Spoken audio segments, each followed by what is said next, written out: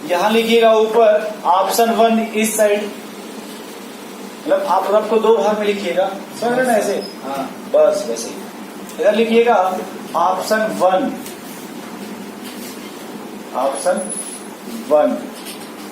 इसमें पहला पॉइंट लिखिए, origin of A type structures,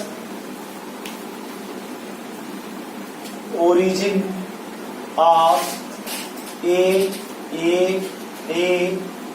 type structure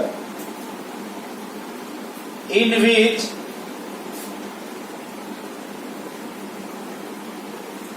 in which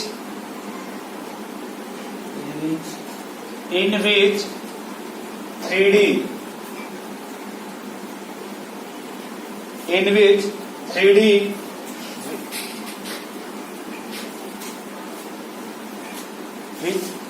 गलत हो गया, स्ट्रक्चर्स 3D, यहाँ पर क्या लिखिएगा 3D in which 3D in which, इन मत लिखिए, 3D which is known as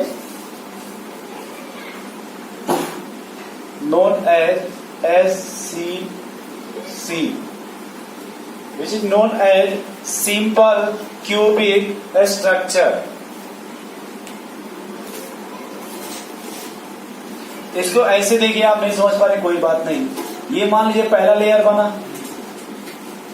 अपने हिसाब से मान लीजिए, सॉरी पहली लाइन, ठीक है, पहली लाइन बना, ये देखिए बता, दूसरी लाइन बना, अच्छे से आप परफेक्ट मैचिंग करा रहे हैं ना? जब परफेक्ट मैचिंग कराएंगे, ये आप बड़े अच्छे से देखिएगा, ध्यान से सुनिएगा, आपको समझ में पूरा का पूरा मामला समझ में आ जाएगा कि ऊपर ए जो टाइप लिखा उसका सेंस क्या है, ठीक है ना? ओरिजिन ऑफ ए टाइप, अगर आप ऐसे मान के चलिए, ये थोड़ा उधर चला गया है, जैसे पहली लाइन ये है, उसके नीचे दूसरी लाइन है, फिर क्या है, और फिर तो ये पूरा मिला के लेयर हो रहा है कि नहीं? अब इसी को ऐसे सोचेगा हर्षित भैया कि मान लीजिए कि ये पहली लाइन है, हम इसके ऊपर दूसरी लाइन यहाँ लगा रहे हैं, तीसरी लाइन हम यहाँ लगा रहे हैं, और चौथी लाइन हम, ये भी तो एक लेयर का फॉर्मेशन हो गया, देखिए। फिर इसका दूसरी यहाँ से बनाना शुरू कीजिए, जस्ट नीचे से इस तरह से, तो ये भी तो दूसरी लेयर हुई, और फिर एक ऐसी लेयर, फिर जैसे आप इसी को ऐसे समझ रहे हैं बोर्ड के हिसाब से, एक ये लेयर हुआ, जब परफेक्ट मैचिंग है तो आप इनके ऊपर भी तो लगा सकते हैं इस तरह से। भाई आप ये कोई गारंटी तो नहीं कि इसके नीचे ही लगाएंगे, आप आगे लगा के लेयर बना लीजिए, आगे लगा तो एक लेयर ऐसे मिलेगा, ये भी देखिए सब ए टाइप है कि नहीं, या नीचे जाकर देख लीजिए, तो पूरा सिस्टम ही आपको किस तरह का मिलेगा, ए टाइप का। लेकिन यही बात किसमें आप कर रहे हैं, तो उसी को हम क्या बोलेंगे फिर, तो अब दूसरा जो इस पे बनाना होगा डायग्राम, वो हम थोड़ा सा डैश डैश बस ऐसे बनाएंगे, आप समझने की कोशिश कीजिएगा इस तरह से। ये समझ पा रहे क्या बता रहा है? एकदम परफेक्ट मैचिंग करा के दूसरी लेयर इसके ऊपर जस्ट आप रखेंगे, दूसरी लेयर कहाँ रखेंगे, जस्ट ऊपर रखेंगे, क्यूब का फॉर्मेशन होगा, उसी को बोलते हैं सिंपल क्यूबिक स्ट्रक्चर, ये सबसे सिंपल है। देखिए अब इसका कोऑर्डिनेशन नंबर कितना होगा, 6। तो यहाँ एक लाइन लिख लीजिएगा पहले, उसके जस्ट नीचे यहाँ एक लाइन लिखिए पहले कि आप ऐसे मानिएगा ब्लैक वाले को फर्स्ट लेयर, अरे ब्लैक को क्या लिखिएगा, फर्स्ट लेयर, और ये जो ब्लू है इसको लिखिएगा सेकंड लेयर। देखिए हम लेयर बोल रहे हैं, अब ब्लू को क्या बोलिएगा, सेकंड लेयर, और दोनों को जोड़ करके एक साथ यहाँ वर्ड लिख लीजिएगा परफेक्ट मैचिंग। क्या लिख लीजिएगा, परफेक्ट मैचिंग। तो इसका कोऑर्डिनेशन नंबर कितना होगा, 6।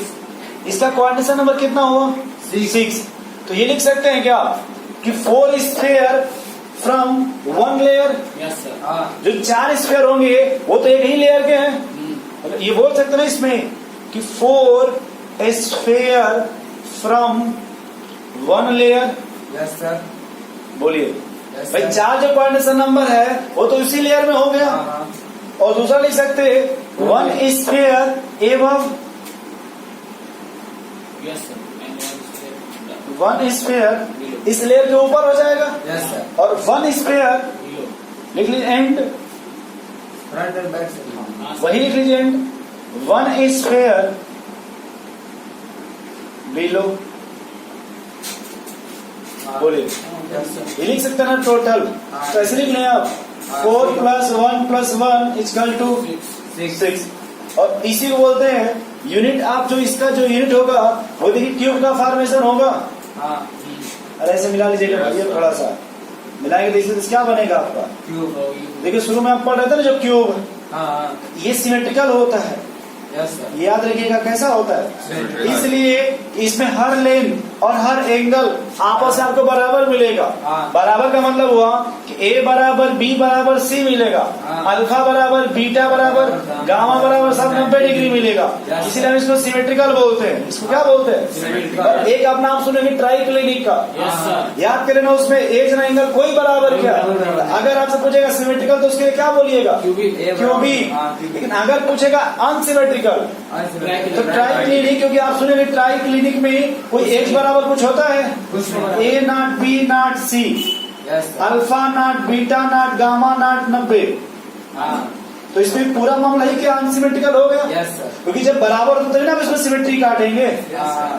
नहीं समझ गया। ये कुछ समझ पा रहे क्यूब का फॉर्मेशन कैसे हुआ, इसका क्वाड्रेंट नंबर 6 कैसे हुआ। 4 स्फीयर जो है वो फ्रॉम द उसी लेयर में है, 1 लेयर में, इन 1 स्फीयर अबव, इन 1 स्फीयर बिलो। और इसमें आप देखिए, अब तो वो सब समझ पा रहे हैं इसका। नोट करें पहले इतना।